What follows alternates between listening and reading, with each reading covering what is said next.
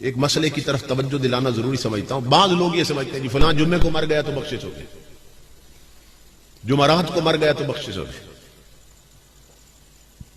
بعض لوگوں نے نا وہ جو ملکہ جہنم تھی جس کو ملکہ ترنم کہتے تھے، نور جہان، وہ 27ویں رمضان کو مری ہے نا، تو کئی مسلمانوں نے اسے بھی جنت کی سرٹیفکیٹ دے دی. وہ جو کنجری مری ہے اس کو بھی وہ جی 27ویں رمضان کو مر گئی، اس لیے وہ گئی سیدھی جنت میں. تو یہ ہمارے اپنے فتوے ہیں. یہ سب بشارتیں ان کے لیے ہیں جن کا ایمان ہوگا، ایمان ہوگا.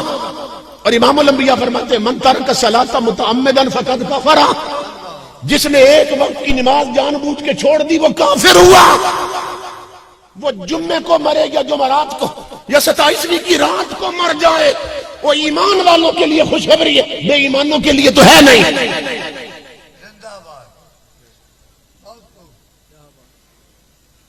اور وہ طوائف وہ جو مری ہے اس کا تو ایمان ثابت نہیں ہوتا، اس لیے کہ اس نے ایسے گانے گائے ہوئے جن میں کفر بکتی رہی ہے.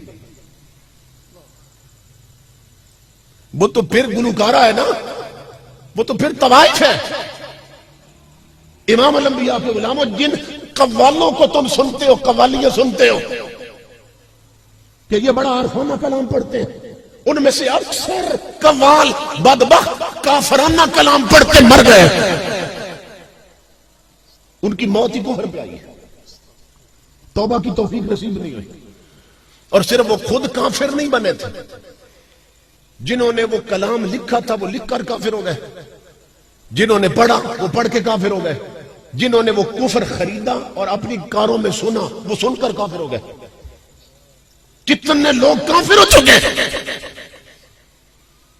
اس ملک کا سب سے بڑا کمال کون؟ نصرت فتح علی خان. اس کی قوالی ہے تم ایک گورکھ دھندا ہو. 2-3 گھنٹے اس نے قوالی کی اور وہ ایک جملے کی تکرار کرتے ہیں نا بار بار قوال، تم ایک گورکھ دھندا ہو، تم ایک گورکھ دھندا ہو. اور وہ بدبخت انسان یہ گورکھ دھندا کس کو کہہ رہا ہے؟ خدا کو کہہ رہا ہے. یہ اتنا گھٹیا لفظ اللہ کے لیے بول رہا ہے جو تمام صفات کمال سے متصف ذات، جس کی طرف کسی عیب کا تصور بھی آئے تو ایمان ختم ہو جاتا ہے. وہ اس ذات کے لیے بار بار وہ بکواس کر رہا ہے، اور اس ایک قوالی میں اس نے سینکڑوں کفر بکے ہوئے ہیں. تو لوگوں کے کیا معلوم؟ ہماری جہالت کا حال یہ ہے کہ ہم نے یہ کفر قبرستانوں میں قبروں پر بھی لکھ دیا ہے. یہ سننا غور سے. پڑھے لکھے لوگوں کو خبر ہی نہیں کفر کیا اور اسلام کیا، کیونکہ دینی تعلیم نہیں، دنیا کی تعلیم.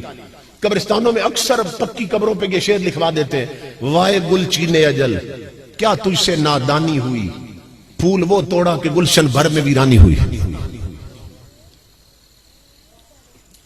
گل چینے اجل تجھ سے کیا نادانی ہوئی، وائے گل چینے. یہ گل چینے اجل کون ہے؟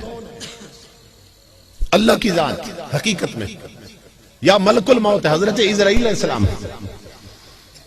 اور اسلام کی عقائد کی کتابوں میں یہ مسئلہ ہے کہ جس طرح اللہ کی توہین کرنے والا کافر ہو جاتا ہے، اسی طرح فرشتوں کی توہین کرنے والا بھی کافر ہو جاتا ہے.